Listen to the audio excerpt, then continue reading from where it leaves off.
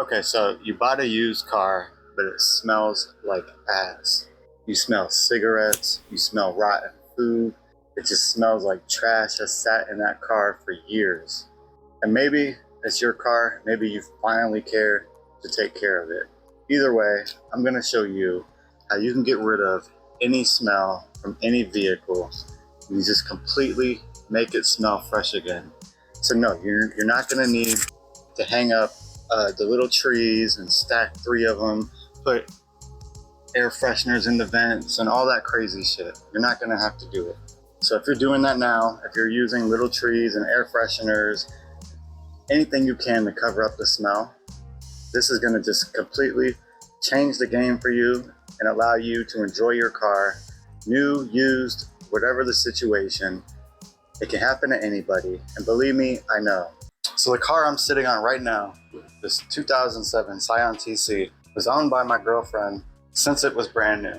Now, over the years, we have smoked in this thing, which I no longer smoke. I haven't smoked in 5 or 6 years now, but we smoked cigarettes in it. We ate in this car. 2 kids grew up and like eating in this car, going to school. Everything was done with this car. It's been through a lot. But it wasn't until about 5 years ago that I really cared to detail it and just get the smell out. I mean, I learned everything that it took to remove cigarette smoke, food. I mean, I was using the extractor and I was sucking up, barbecue sauce from McDonald's that was probably like 5, 6 years old. It was bad. It was nasty. So I understand how sometimes a car can get filthy just in normal everyday use. It's nothing against you or the previous owner of the car you just bought. If you bought a car and it stinks and you're trying to get rid of it. But here's what you do. Okay, so one of the first things that you need to do is change the cabin air filter. They're almost always under the glove box in here. Every car is different. Figure out how to check yours and remove it and replace it. You can get them at Walmart, usually like 10 bucks. They're very cheap filters, but it's crucial because otherwise it's just going to be blowing filthy air right back into the vehicle. A clean one will enable the air to get cleaned properly and you will start getting clean air. So that's number 1. And you can actually do it at the end or the beginning. Either way, just make sure you check and change the cabin air filter.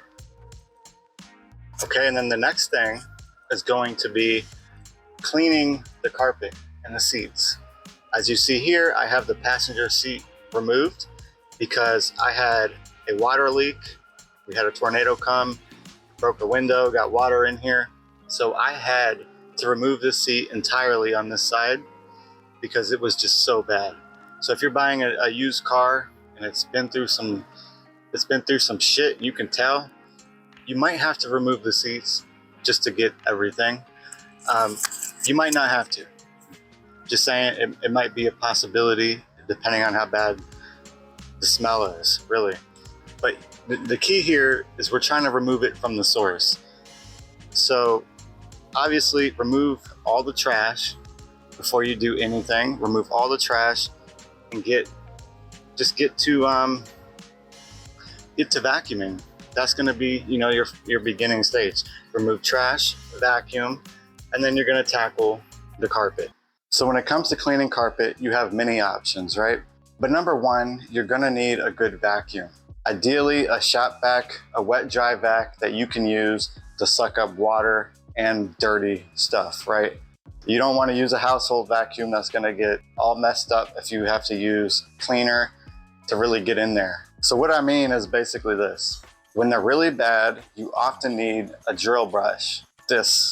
You attach this to a drill and you go to town on the carpet using an all-purpose cleaner, a carpet cleaner, something to really get in there and get all the dirt and filth, moved up to the surface. And then you can use your shop vac to suck it all up. And this is how you bypass needing a fancy $1,000 extractor, because most of us don't have that. If you have that, great, use it.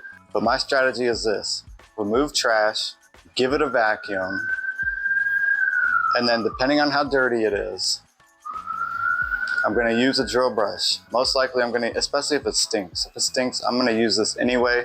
While I'm in there, it's really quick to do some passes through and just get the whole carpet clean, right? I use this with an all-purpose cleaner. You can use something cheap even, like LA is totally awesome. It's really cheap all-purpose cleaner. They got Meguiar's all-purpose cleaner, a detailing specific all-purpose cleaner. Just get one that's not gonna destroy the carpets more than they already are. And do a test spot if you're concerned about how it acts with the fabric. You can always start with the test spot. But in most cases, you're dealing with an old, used, filthy car. Even if it's not old, but if it's filthy, this is gonna be necessary. So I will do this and just kind of hit up the whole carpet, everything, and then vacuum it. Now, if you have something like one of them little green machines, the Bissell little green machine, or they have the Pro Heat, they got different portable extractors and that works too. Just keep in mind that they don't have that much power. A cheap shop vac that you can get at Walmart or Harbor Freight is gonna have more power than a cheap $150 carpet spot clean type extractor. So that's why I say just go with the shop vac and a drill brush. You can't go wrong, you'll be able to get everything out. So once you got the seats clean, the carpets clean, everything clean, this is where it gets tricky. Because if you still smell stuff and it still stinks, it might be in the headliner, it might be in the trunk, which by the way, you probably have to clean the trunk as well. So don't neglect the trunk. But headliner, and this is what I noticed because we smoked in this car, like I said, for years, I don't know, over 10 years, the headliners really take a beating. But headliners get it pretty bad. And they're tricky to clean because if you do it wrong, you can damage them, they can start sagging. So you have to be careful with the headliner. Everybody says, get yourself a microfiber, just use it damp and lightly wipe the headliner. And in most cases, that's fine. But if you have odors coming from it, you're still smelling smoke, you're gonna have to get more aggressive. In my situation, I had to bust out the steam cleaner, still using a microfiber wrapped around it, another one I'm holding the wipe, and moving quickly. A steam cleaner is able to get in there and just knock everything loose, like filth, grime that's stuck on the headliner, especially depending on the material used. It doesn't just come off with the wipe of the rag. It needs some heat to kind of let it loose. So I used a steam cleaner really quickly, just going through, moving fast so I didn't damage it, and then I would wipe as I go. No other chemicals needed. Now some people will take polisher, a DA polisher, and they'll use a foam pad or a microfiber pad and they'll just hit up the whole thing like that. There are different methods, but my point is you're gonna have to tackle the headliner if it stinks like cigarettes. So just keep that in mind, be careful, always do the minimum required to get the job done so you don't damage it. But like I said, if you can get a steam cleaner, even a little portable one from Walmart or something, if it's just for your car, do that and move quickly so you don't damage the adhesive holding it up. So you don't want it to start sagging.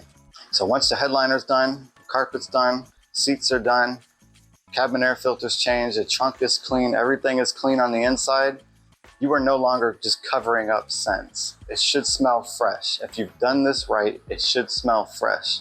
If not, you're gonna have to redo it.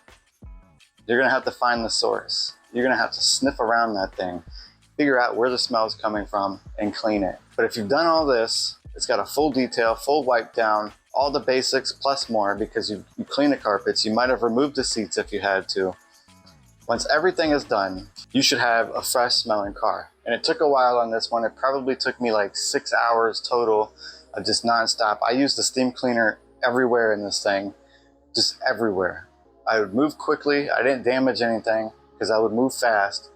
But steam really helped me out on this one. Beyond that, it was the shop vac and the drill brush, just going to town on the freaking carpets. Like I said, I had barbecue sauce in there, food from who knows what, like just, you know, kids drop stuff, it gets under the seats, stuff falls but in the sides of the seats, you know, between the console and everything, like it gets dirty over time. It's normal, it can happen. That's why we no longer eat in our cars because it's just not worth it.